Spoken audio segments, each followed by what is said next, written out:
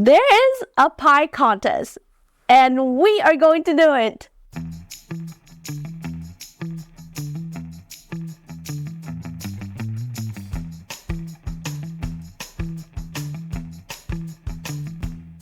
The only catch is that it's due in 2 weeks. Let's make a pie.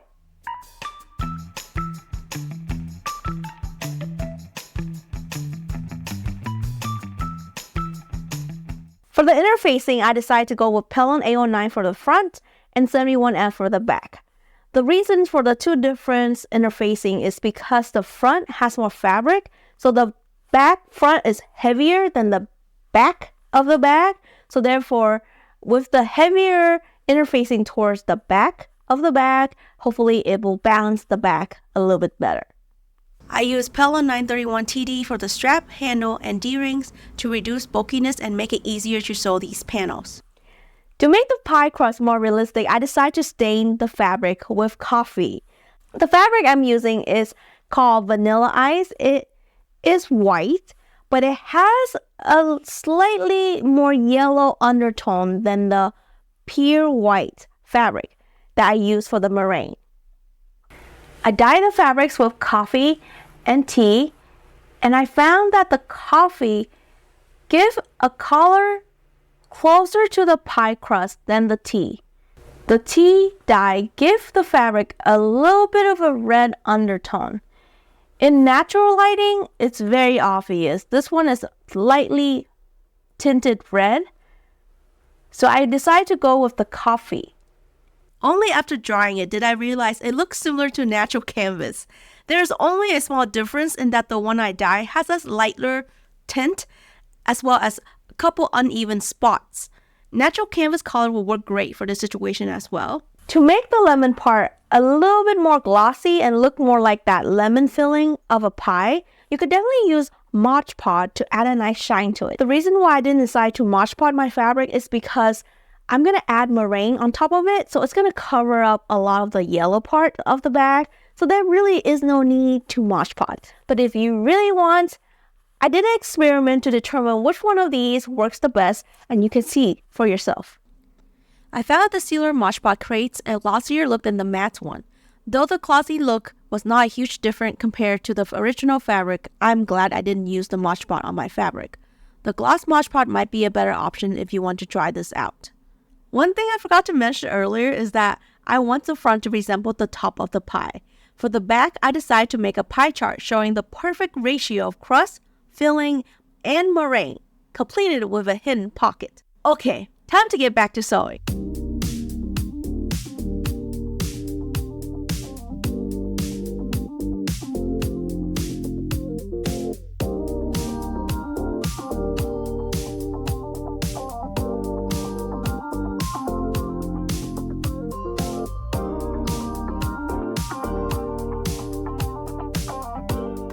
To make the pie crust, I fold a strip of fabric along the edges.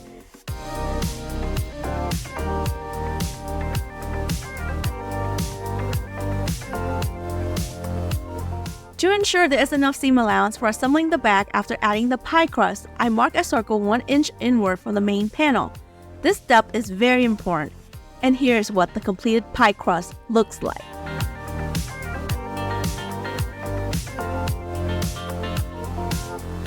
Before I came up with this idea, I did a quick experiment with 3 different methods and determined which one works the best. Of the 3, I found that folding the piece of fabric overlapping each other works best.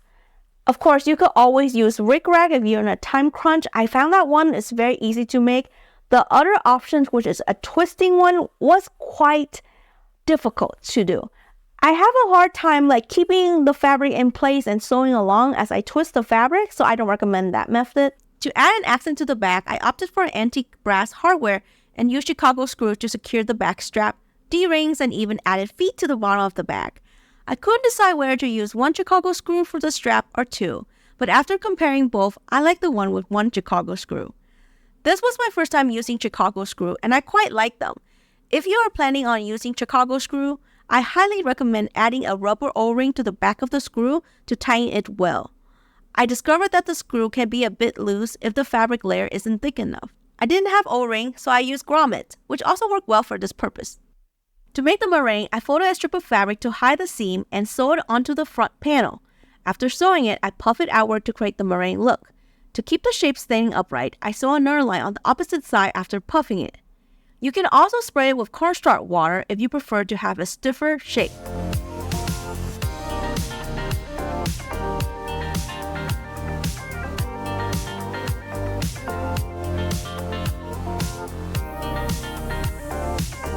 It wouldn't be a meringue if there was no blowtorching, so I got to blowtorch the fabric.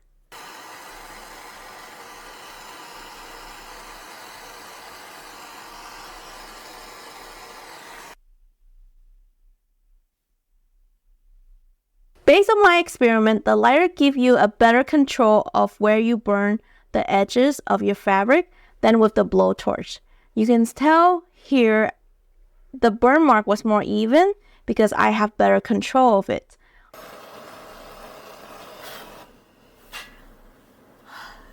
And yes, I did accidentally burn my fabric a little bit with the blowtorch. So be careful when torching your fabric.